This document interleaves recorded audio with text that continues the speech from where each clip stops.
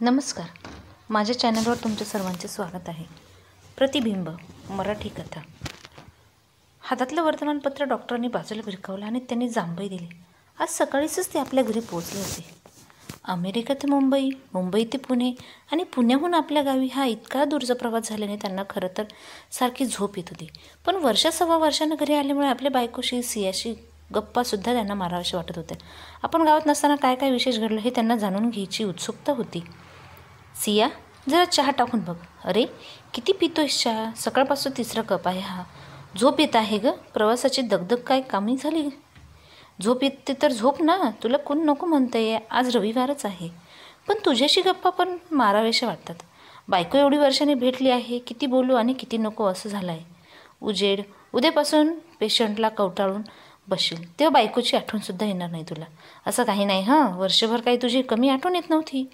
आपले हे गाव डोळ्यापुढे यायचं आणि होमसिक व्हायचो. पण कसं काय होतं गावात? ऑल ओके ना? मी नसल्यामुळे जोशी डॉक्टर फॉर्मल असेल ना? मग वर्षभरात त्यांनी अजूनही एक गाडी घेतली. आणि रावसाहेब कसे आहेत? जोशी त्यांना तपासायला घरी जात होतात का? डॉक्टरांनी पुन्हा एक जांभळी दिली. तू झोप पहिल्यांदा, आपण नंतर बोलू. जेवणाची वेळ झाली की मी उठते तुला. काही नाही ग, साधे जांभई तर आहे.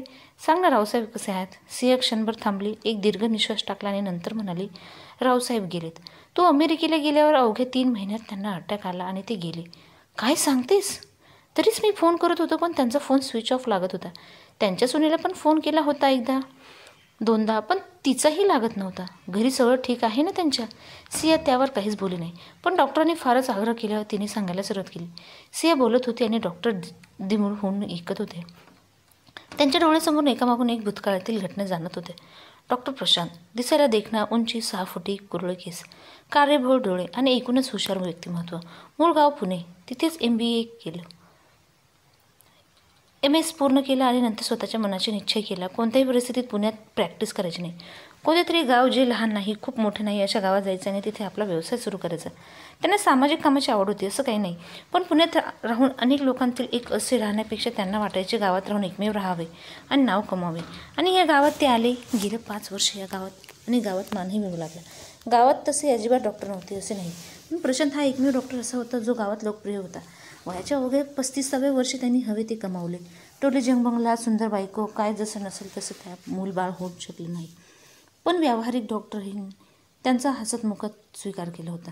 सकाळी 9 वाजल्यापासून ते रात्री 8पर्यंत ऑपरेशन OPD या चक्रात डॉक्टर गुंतलेले असायचे. बुधवारचा दिवस. रात्रीचे 8 वाजले होते. डॉक्टरने शेवटचा पेशंट तपासला आणि अपेक्षेप्रमाणे त्यांचा फोनची रिंग वाजली. त्यांनी थोडी अधीरतेने फोन घेतला. होटावर आपोआपच स्मित आले आणि तिकडून अपेक्षित आवाज आला. डॉक्टर येत आहेत ना? रावसाहेब वाट बघतायत. हो, निघालोच. डॉक्टर हॉस्पिटलच्या बाहेर बाहेर पडले. रावसाहेब गावातील एकेकाळचं बडप्रस्थ. गावात त्यांचा मान होता. केवळ घरची श्रीमंती होती म्हणून नव्हे, तर सामाजिक कार्यात सुद्धा ते सक्रिय सहभागी व्हायचे. कुणाच्याही नडीअडीला धावून जायचे. पण गेल्या 5 वर्षात मात्र ते पूर्ण थकून गेले होते. रावसाहेबांचं घर वडिलोपार्जित होते, पण त्यांच्या मुलाने त्यांना सुधारणा करून घेतल्या होत्या. वरती 2 खोल्या वाढवल्या होत्या. त्या खोल्याकडे जायला वेगळा जिना त्यांनी बांधला होता. रावसाहेबांनी सोबत म्हणून कुणी भाडेकरू ठेवला होता. त्यांना पैशांची गरज नव्हती, पण सोबतीला कुणीतरी असं म्हणून भाडेकरू ठेवणे गरजेचे होते. आणि रावसाहेबांनी काळजी कुणीतरी घेत आहे म्हणून मुलगा सून पुण्यात रमले होते. अधूनमधून यायचे आणि 4 दिवस राहायचे. कधी रावसाहेबांना पुण्यात घेऊन जायचे. असे सगळे दिवस त्यांच्या आनंदात चालले होते. पण एक दिवस मुलगा, सून आणि सुनेचे आईवडील रावसाहेबांना गावाकडे भेटायला येत होते आणि तो अपघात झाला. गाडीचा ताबा सुटला आणि गाडी समोरून येणाऱ्या टेम्पोवर आदळली. मुलगा जय, सुनेची हिमांगीने आईवडील जागीच ठरवले. हिमांगीला मोका मार बसला, पण त्या अपघातातून ती मात्र वाचली. आता रावसाहेबांना हिमांगीशिवाय कोणी नव्हते. हिमांगी तरुण आहे, तिचे लग्न करून दिले पाहिजे या विचाराने रावसाहेब अस्वस्थ असायचे. या सततच्या काळजीने त्यांना एकदा हार्ट अटॅक पण येऊन गेला. डॉक्टरनी त्यांच्या तातडीने उपचार केला. त्याचमुळे त्यांना धीर देण्यासाठी, तपासण्यासाठी डॉक्टर त्यांच्याकडे आपलेपणाने दर बुधवारी जायचे. डॉक्टर आले की रावसाहेबांना बरे वाटायचे. दोघांचे एकमेकांचे घट्ट नाते जमले होते. बाबा, डॉक्टर येतील एवढ्यात. आज कसे येतील डॉक्टर? आज मंगळवार ना? असे काय करता बाबा? आज बुधवार नाही का? विसरलात? आज बुधवार आहे? लक्षात येत नाही ग. दिवस कुठला काय काही कळत नाही. तब्येत साथ देत नाही. विसरायला होतं मला आत्ताशा. असे काही नाही बाबा, आमचेही असे होतेच ना. आणि आज डॉक्टर आले की तुम्ही आणखी फ्रेश व्हाल. काळजी नका. डॉक्टरांची गाडी दारात थांबली आणि रावसाहेब त्यांना भेटायला उतावळे झाले. हसतमुखत डॉक्टरांनी घरात प्रवेश केला आणि हिमांगी आत निघून गेली. डॉक्टरांना कॉफी आवडते हे तिला आता सवयीने माहिती झाली होती. काय रावसाहेब बरे आहे का? डॉक्टरांनी त्यांचा हात हातात घेऊन नाडी तपासायला सुरुवात केली. बरे आहे, पण छातीत डाव्या बाजूला थोडं दुखतं हो, रावसाहेबांनी सांगितलं आणि डॉक्टर मोठ्याने हसले. रावसाहेब, तुम्हाला काहीच नाही झाले. हे तुम्ही जे सांगताय ते ना सगळं मानसिक आहे. मी तुम्हाला सांगितले आहे तुम्ही घराच्या बाहेर पडा. तुमच्या दारात बाग आहे, त्या बागेत फेरफटका मारा, झाडांना पाणी घाला. आजार तुमच्या मनात आहे, शरीरात नाही. शरीर ठणठणीत आहे. मी पण बाबांना खूपदा सांगते. मी तुमच्याबरोबर येत नव्हते सांगते, पण एकदाच नाही तर. हेमांगीने कॉफीचा कप डॉक्टरांच्या हातात दिला. डॉक्टरांनी एक कटाक्ष हेमांगीकडे टाकला आणि पुन्हा ते रावसाहेबांच्याकडे बघू लागले. पण मनात हेमांगीचा विचार होता. तिचा नवरा जेव्हा गावात यायचा त्यावेळी त्याच्याशी भेट व्हायची. त्याचवेळी तिच्याशी सुद्धा बोलायचो, मन मोकळे बोलायचे. पण जय गेला आणि सगळी गणित बदलली.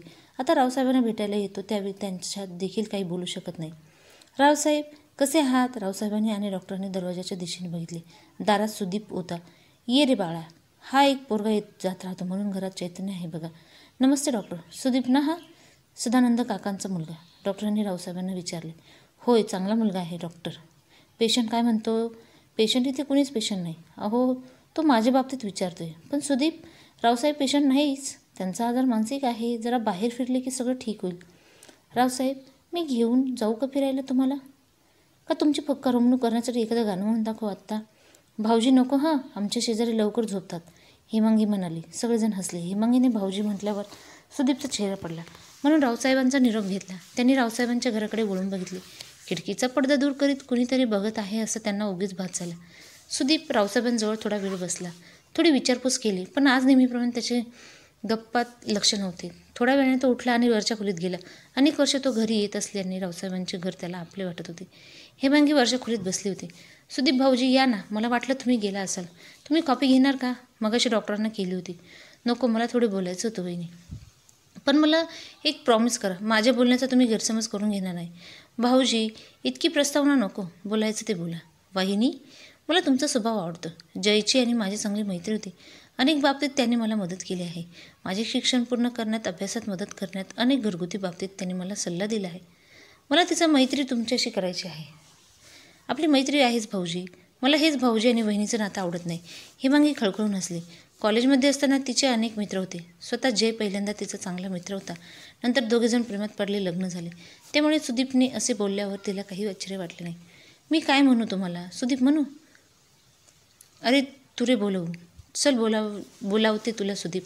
हेमांगी चिडेल, काहीतरी लागट बोलली असं त्याला वाटलं. पण ती लगेच हो म्हणाली. त्यामुळे सुदीप खुश झाला. थँक्स वहिनी. त्याने हसत आपला हात पुढे केला. वहिनी नाही चालणार, हेमांगी म्हण. सुदीप थँक्स हेमांगी म्हणाला आणि हेमांगीने आपला हात त्याच्या हातात दिला. दोघंही खळखळून हसले. त्याचा जोराच्या हसण्याचा आवाज खाली ऐकू आला.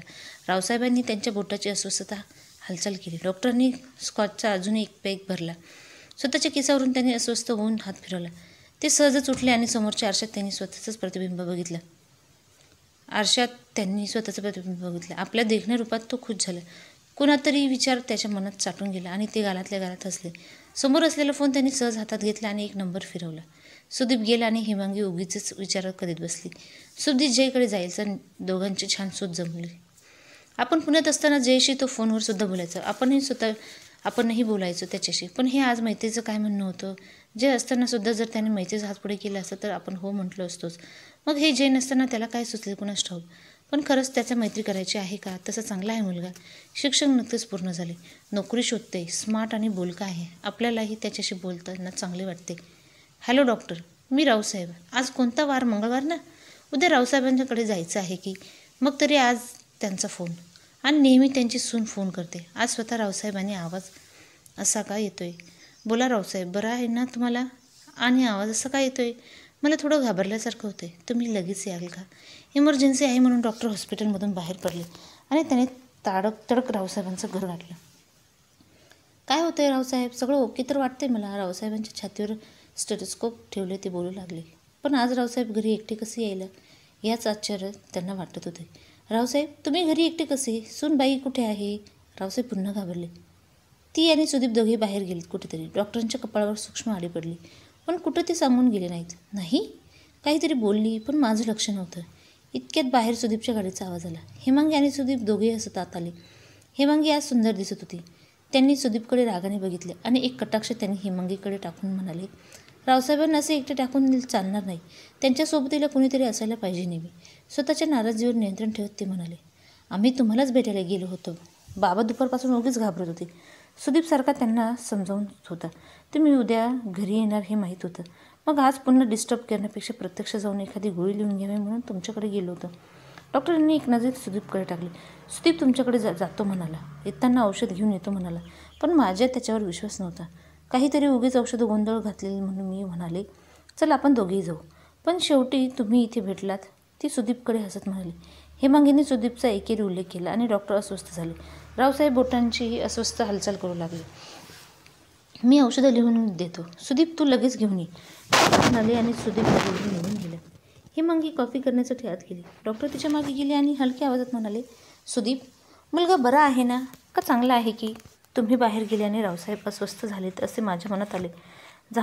सांभाळा थोडी प्रकृतीला. रावसाहेबांच्या आणि सुदीप आणेल ते औषधं चेक करून मग रावसाहेबांना द्या. काळजी घ्या. डॉक्टर निघून गेले. मोबाईलची रिंग वाजली आणि सिया आणि डॉक्टर दोघांचे बोलणे थांबले. डॉक्टरांनी फोन घेतला पण त्यांचे बोलणे खूपच फॉर्मल होते असे सियाला वाटले.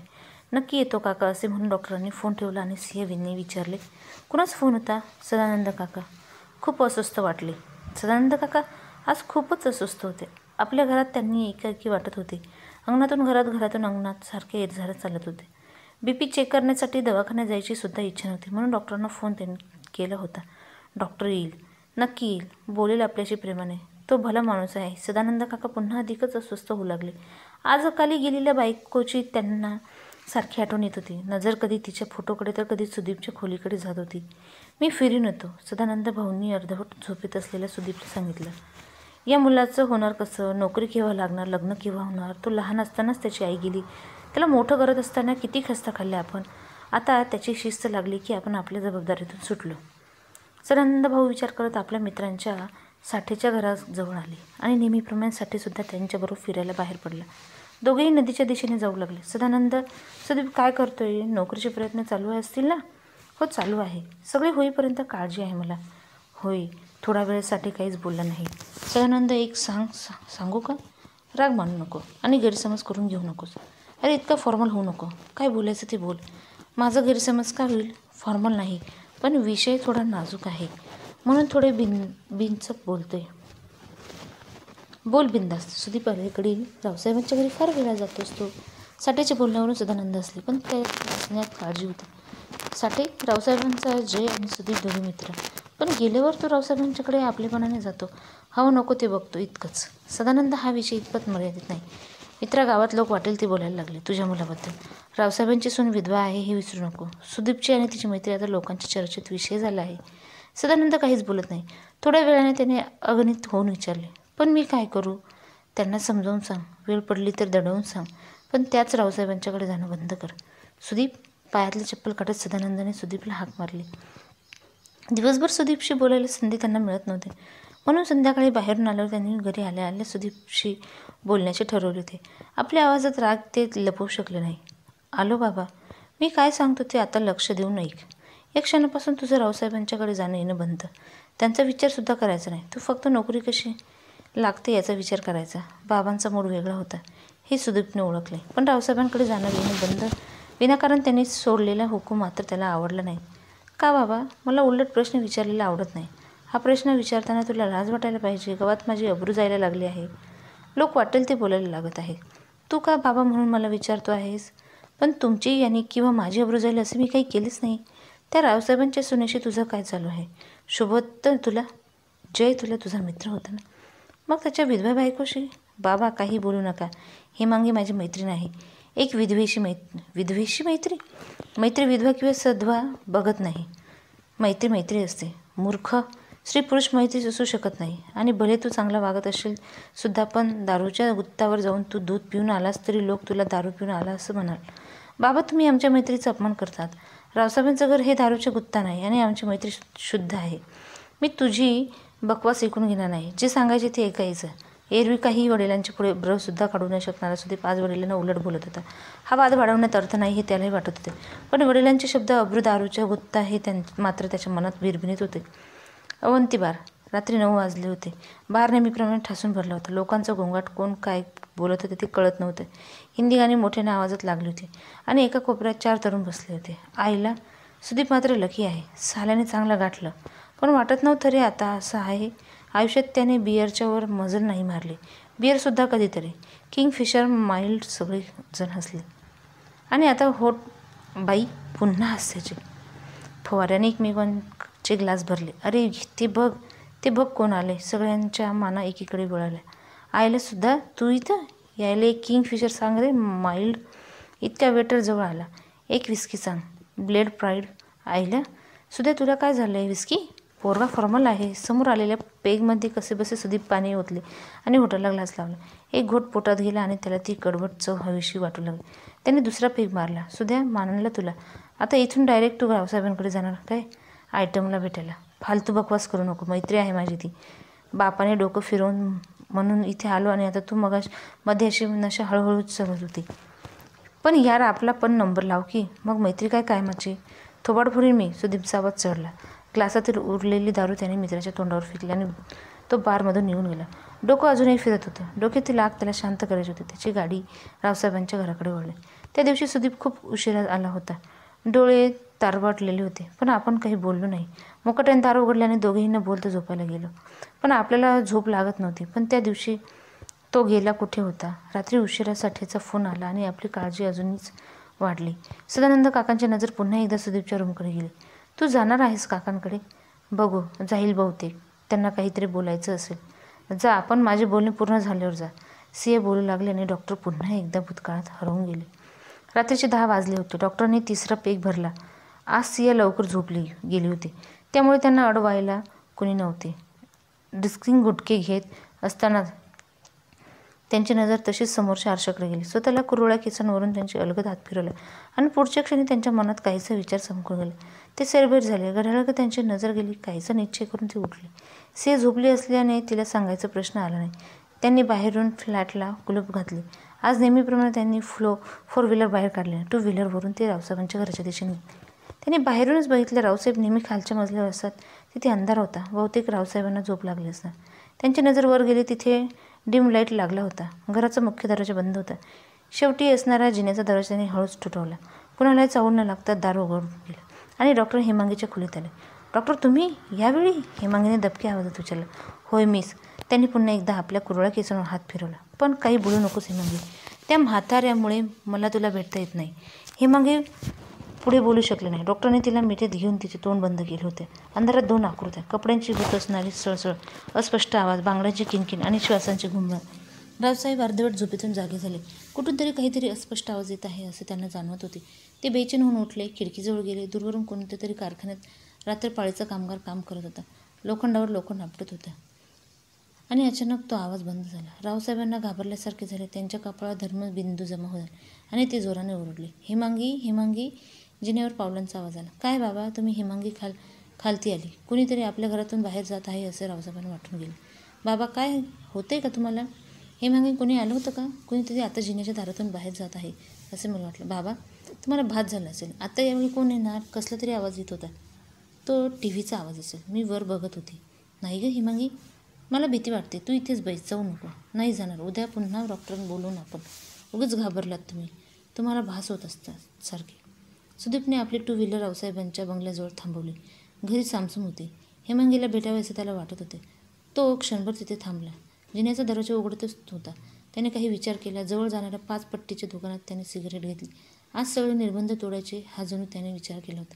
तो रावसाहेबांच्या बंगल्याच्या दिशेने जाऊ लागला. सुदीप आता यावेळी काय करतोयस इथे? साठे काकांना बघून त्याने हातातली सिगरेट खाली टाकली. काका तुम्ही? मी जेवलो की एक चक्कर टाकतोच बाहेर. मला सवय आहे ती. मी पण चक्कर टाकायला चालू आहे. साठेने एक नजर सुदीपकडे, एक नजर रावसाहेबांच्या घराकडे टाकली आणि ते निघून गेले. जाता जाता त्यांनी खिशातला मोबाईल काढला आणि सदानंद काकांना नंबर लावला. डॉक्टर बेडरूममध्ये गेले आणि सियाला त्यांनी जवळ ओढून घेतले. सिया झोपेतून जागे झाली. तू आलास? कुठे गेला होतास? मगाशी मला जाग आली तेव्हाच बघितलं, तेव्हा शेजारी तू दिसला नाहीत. इथंच होतो तुझ्याजवळ. डॉक्टरांनी तिला अधिकच जवळ ओढून घेतलं. आणि ते काय होतंय तुला अलीकडे? तुला बघितलं की चैन पडत नाही बघ.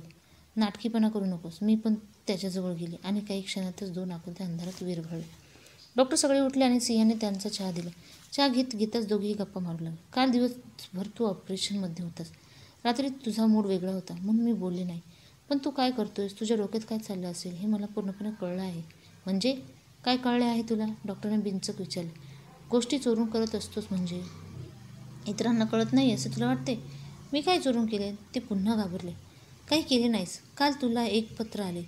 कोण तुला पत्र पाठवत असते म्हणून मी मुद्दामच ते फोडले आणि तुझं बिंग बाहेर पडलं. डॉक्टर काहीच बोलले नाही. सियाने हॉलमधले कपाट उघडले आणि त्यातून पत्र बाहेर काढले आणि डॉक्टरांच्या हातात ठेवले. हे बघ, काय आहे हे? डॉक्टर पत्र वाचत गेले आणि मगाशी घाबरलेला चेहरा एकदम आनंदी दिसू लागला आणि त्यांच्या चेहऱ्यावरील आनंद बघून सिया पण आनंदली. ही बातमी 4 दिवसापूर्वीच कळली असती, पण आपण मेल बॉक्स उघडला नाही. पण आज पोस्टाने हार्ड कॉपी आली होती आणि ते आनंदले. Siya, I love you. पण किती घाबरवलंस मला. पण तू जर मला सांगितलं असतं मी अमेरिकेला आधुनिक मेडिकल सायन्सच्या शिक्षणासाठी जाणार आहेत, तर मी तुला काय अडवलं असतं? नाही, पण मी वर्षभर तिकडे जाणार, तू इकडे एकटी राहणार, मला पटत नव्हतं. त्याचं सिलेक्शन होईल नाही होईल याची मला खात्री नव्हती. पण एक ना, मी जाऊन अमेरिकेला. जा नक्की. अरे 5 वर्ष गेली आपली, 1 वर्ष असे जाईल. अहो 1 वर्ष काय असेल जाईल, डॉक्टर कॉफी पिता पिता म्हणाले. पण हेमांगीच्या नजरेत काळजी दिसत होती. बाबांना तपासणार कोण, कोण औषध कोण देणार, त्यांना सारखी तुमची आठवण येईल. दोघांची नजरानजर झाली. मी जोशी डॉक्टरांना सांगून दिले, तो येत जाईल. काही लागले सावरले तर व्हिडिओ कॉल करता येईल की जाणं गरजेचं आहे. ही संधी लाखात एक आहे. वर्ष असेच जाईल निघून. तू अमेरिकेला गेलास आणि इकडे हे असे रामायण घडले. सियाने डॉक्टरला सांगितलं. आता तू सांग, तुला हे सगळं सांगून मी अपसेट करणं योग्य होतं का? डॉक्टर आपल्या तंद्रीतून जागे झाले. पण सुदीप असे करेल असं वाटत नाही. जेला केवढे मानायचं तो. सुदीप जाऊ दे, पण ती बया घरात म्हातारा सासरा असताना असे करते. सुदीपपासून तिला दिवस जात आहेत हे शोभलं तर तिला? रासाबाईंनी तिला घरातून हाकलून काढले ते बरोबर वाटत नाही तुला? हो हो, सगळेच दुर्दैवी आहे गं. रावसाहेब बिचारे मात्र गेले. या प्रसंगाचा त्यांना धक्का बसणारच नाही. आणि सुदीप त्यांची काय खरं बात. छे, त्याला सदानंद भाऊंनी असं मारलं आणि घराबाहेरून ढाकलून काढलंय. तो जिवंत आहे की मेलाय हे सुद्धा माहीत नाही. भाऊ आपल्या अब्रूला कसे जपायचे माहिती आहे तुला. पण हेमांगी कुठे असते? सांगितलं ना तुला. तू जातोस बघ, मोफत तपासले. ते एकटी आश्रमात ती बाळाला जन्म होईपर्यंत राहिली. नंतर काय झाले कुणास माहीत नाही. कोण म्हणते ती आपली सुदीप कुठे निघून गेलाय. कोण म्हणते तिला वेळ लागले आणि पुण्यात एरवडले तिला ठेवले. तरी कुणी सांगितलं तिने आत्महत्या केली. अरे रे, मग ती घरात आता उजाड पडलं असेल ना. नाहीतर काय, असली सून मिळाल्यावर काय होणार. डॉक्टरने गाडी बाहेर काढली. वर्षांनी आल्यामुळे त्यांना गावात फेरफटका मारायचा आहे असे खोटेच त्यांनी सियाला सांगितले. त्यांची गाडी एकटी आश्रमाकडे गेली. तिथे ते नेहमी येत असल्याने त्यांना सर्वजण ओळखत होते. हेमांगीने त्यांना द्या येत होते. रावसाहेबांच्या निधनाने त्यांचा वाईट वाटत होते. खरं म्हणजे ते एकटीमध्ये येऊन काय करणार होते. पण त्यांची पावले आपोआप तिकडे वळली होती. स्वतःच्या नकळत कुठेतरी हेमांगी दिसेल की काय शोधत होते. रावसाहेबांच्या घराशी त्यांचे नाते निर्माण झाले होते. सगळ्यांच्या नमस्कार स्वीकारत ते पुढे पुढे चालत होते. एक कोपऱ्यात 2 बायका एक छोट्या मुलाला खेळत होत्या. डॉक्टर दिसल्यावर बायकांनी त्यांना नमस्कार केला. बाळाला खेळत असताना त्यांनी नजर पुन्हा डॉक्टरकडे जात होती. डॉक्टरांना ही नवीन नव्हते, पण दिसायला देखणी आहोत याचा अभिमान त्यांना होता. पण कुणी बाई म्हणत होती, हे बाळ किती सुंदर आहे ना, त्याचा चेहरा बघ, आता कुठे वर्षाचं होतंय, पण मोठं झालं की डॉक्टरसारखं दिसेल. गोरपान रंग, काळे डोळे आणि कुरळ केस, सेम त्याचं प्रतिबिंब. डॉक्टरांच्या अजूनही बोलत होत्या, पण ते बोलणे ऐकण्याआधी डॉक्टर आश्रमातून बाहेर पडले होते. व्हिडिओ आवडला असेल तर लाईक करा, शेअर करा, कमेंट करा आणि माझ्या चॅनलला सबस्क्राईब करा. पुन्हा अशाच नवनवीन कथा मी घेऊन येणार आहे. धन्यवाद.